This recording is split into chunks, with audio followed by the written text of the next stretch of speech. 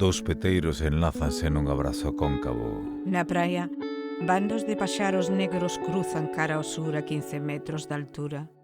Despois tornan ao norte esparexidos, pousan no bordo da auga. E as ondas rompen perpendiculares a eles. Os paxaros multiplícanse no espello da area mollada. Era un domingo de primavera en Razo, con sol e nubes tépedas e claras que bebían no bafo do mar. As ondas eran longas, cabalgaban como lapas nidias unhas por cima do rescaldo das outras. A escuma presumía porque era dona dunha profunda brancura. A voz do mar distribuíase branda e deixaba que o resto da vida tivese lugar. Hai 3 planos de montañas e despois a poderosa lúa no ceo violáceo. Unha águia medita un momento na esquina dereita.